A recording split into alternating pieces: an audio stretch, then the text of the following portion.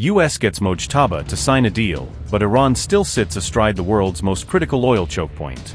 Does Iran no longer need only missiles, as the Strait of Hormuz remains a powerful source of leverage over global energy flows?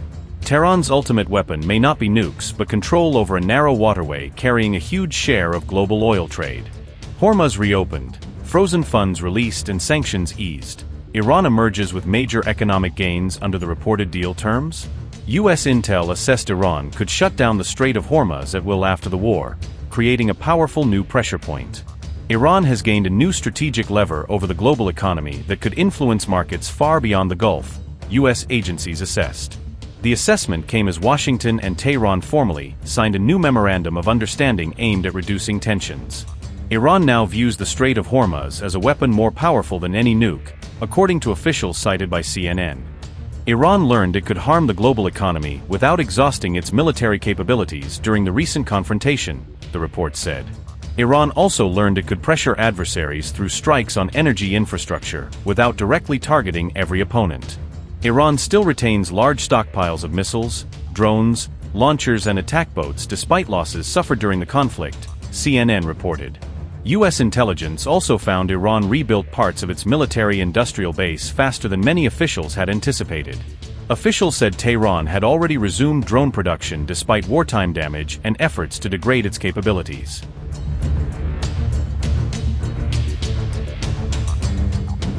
Anonymous U.S. military source said, and I quote, "Losing control of the strait will be the biggest blunder of this era because it is a card the U.S. cannot counter without going all in. Now there is no way to undo the strait without amassing a massive force." Unquote.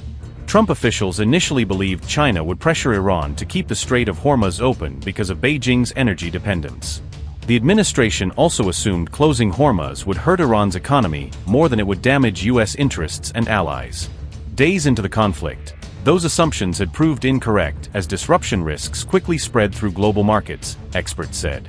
Analysts raised alarm that Iran could also turn to the Houthis to threaten traffic through the Bab-el-Mandeb chokepoint.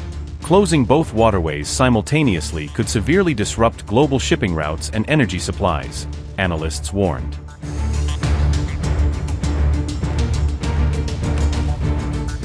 U.S. President Donald Trump and Iranian President Masoud Pezeshkian have formally signed the Memorandum of Understanding. The 14-point agreement is designed to end hostilities between the two countries and reopen the Strait of Hormuz to normal navigation. The memorandum establishes a 60-day ceasefire period during which both sides will pursue negotiations on a broader final agreement. Trump signed the document during a meeting with French President Emmanuel Macron in Paris on June 18. Meanwhile, President Pezeshkian signed the memorandum in Iran, completing the process from Tehran's side. The agreement begins with a region-wide ceasefire, aiming to halt hostilities and lay the groundwork for a permanent end to the conflict. Both sides have pledged to respect each other's sovereignty and avoid interference in internal affairs, signaling a shift toward de-escalation. Washington and Tehran have set a 60-day deadline to negotiate a broader final agreement, with an option to extend talks if needed.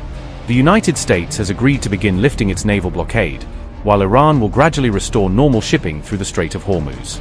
Iran has agreed to ensure free and safe passage for commercial vessels traveling between the Persian Gulf and the Sea of Oman for a limited period of 60 days. The memorandum outlines plans for a massive $300 billion economic development initiative aimed at supporting Iran's recovery. The United States has agreed in principle to discuss sanctions relief as part of a broader and mutually accepted final settlement. Iran has reaffirmed that it will not pursue nuclear weapons, while both sides work on a framework for managing enriched uranium. Until a final agreement is reached, Iran will maintain its current nuclear activities and the U.S. will avoid new sanctions or military deployments. The agreement allows for sanctions waivers that could enable Iranian oil exports and related financial services to resume. Both sides will explore pathways toward financial normalization, including discussions on frozen assets and economic access. Once initial commitments are implemented, negotiations will expand to address all remaining issues required for a lasting settlement.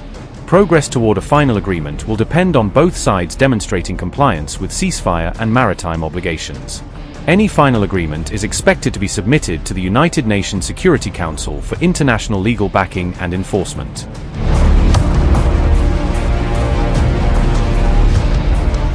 Ahead of a landmark signing ceremony with the United States in Switzerland, Iran is actively coordinating with its closest international partners.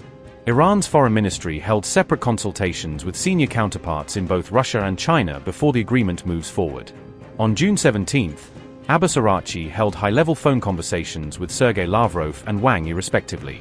During discussions with Moscow, Iranian officials reportedly focused on the Memorandum of Understanding negotiated with Washington. Iran's foreign minister also reportedly stressed that Israel must completely halt its military operations inside Lebanon. Russian Foreign Minister Sergei Lavrov reaffirmed Moscow's full support for the Iran-US Memorandum of Understanding, according to Tasnim. Russia's foreign ministry said, and I quote, "On June 17, FM Sergei Lavrov and Araghchi spoke over the phone. Russia expressed support for the understanding on de-escalating tensions in the region.